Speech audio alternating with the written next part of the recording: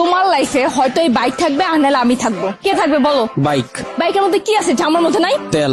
ফাইজলামি করবা না, আমি কিন্তু সিরিয়াস মুন না। তুমি আজকে ফাইনাল ডিসিশন নিবা, তোমার লাইফে এই বাইক থাকবে আর নাহলে আমি থাকবো। তুমি বলো কে থাকবে? বাইক।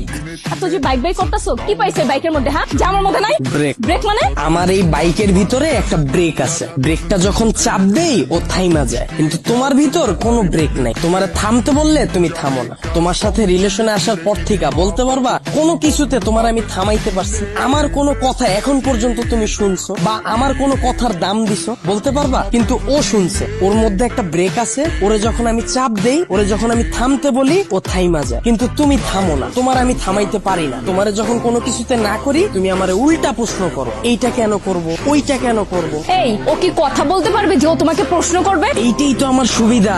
ওরে আমি যেমনে বলি, যেমনে চালাই, ও অমনি চলে। কিন্তু তোমার আমি যেমনে চালাইতে চাই, তুমি অমনে চলো না। ওরে নিয়ে আমার কোনো প্যারা না। তার মানে আমি প্যারা? অবশ্যই প্যারা। তোমারে নিয়ে আমি প্রতি মুহূর্তে আতঙ্কে থাকি। কোন ছেলে তোমার মেসেঞ্জারে নক দিল, কোন ছেলে তোমারে আবার ডিস্টার্ব করলো, কোন ছেলে তোমার প্রোফাইল পিকচারে যে একটা লাভ রিয়াক্ট দিল।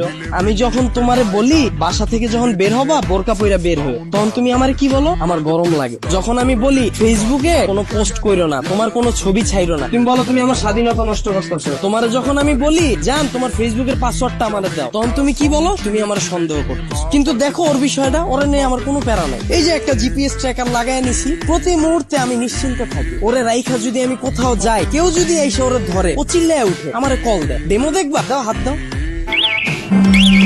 এই যে কল চলে আসছে। আবার তুমি দেখো, যদি আমার কোনো ফ্রেন্ড বা আমার কোনো কাজিন আমার এই বাইকটা নিতে চায়, আমি নিশ্চিন্তে দিয়ে দিই। কারণ কি বলতো, আমার এই জিপিএস ট্র্যাকারের ভিতর লোকেশন সেট করা যায়, ও কতটুকু এরিয়ার মধ্যে থাকবে। আমার ফ্রেন্ড যখন এটা নিয়ে যায়, আমি একেবারে নিশ্চিন্তে ঘুমাই। কারণ এরিয়ার বাইরে গেলে আমার বন্ধু যাবে, কিন্তু ও যাবে না। ও অতটা লয়াল, একটু চিন্তা করো। কিন্তু তোমার দিকটা একবার দেখো, আমি যদি তোমারে রাইখা বিদেশে যাই, সুরঙ্গ ছবির মতো আর ফার্নিশের মতো অবস্থা হইব আমার। দেশে এসে কি দেখুন জানো? আমার বন্ধু তোমারে নিয়ে বাইকে গেছে। এখন তুমি বল, বাইক রাখলে ভালো হবে না গার্লফ্রেন্ড? এত যে বড় বড় কথা বলতাছো, আমাকে নিয়ে লাস্ট কবে বের হইছো মনে আছে তোমার? তোমারে নিয়ে বের হয়ে আমার কোনো লাভ আছে? তোমারে নিয়ে বের হইলে 8-10টা মেয়ে যদি তাকায়, তাও মুখ ফিরিয়ে যায়। চিন্তা করে, এটার লগে তো একটা আছে। কিন্তু যদি আমার এই বাইকটা নিয়ে বের হই, 8-10টা মেয়ের সিরিয়াল লেগে যায়। এখন তুমি বল, তোমারে চুজ করা ঠিক হবে না আমার বাইকটাকে? এত যে বাইক বাইক করতেছো না, এই বাইক একদিন তোমার জীবনটা খাইবো। তাও ভালো, ভিতরে কোনো কষ্ট থাকবো না, গেলে গা একবারে জামুগা। মানে? তোমার লগে রিলেশনে যাওয়ার পর থেকে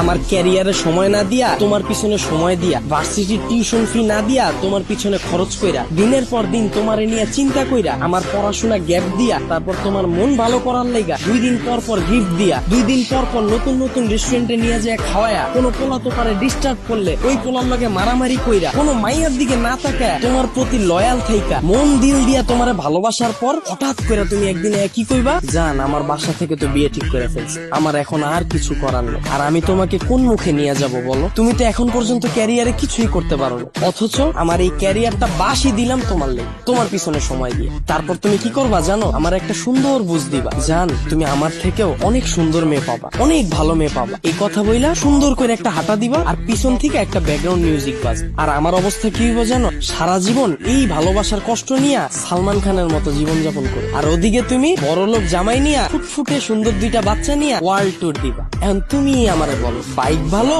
না তুমি?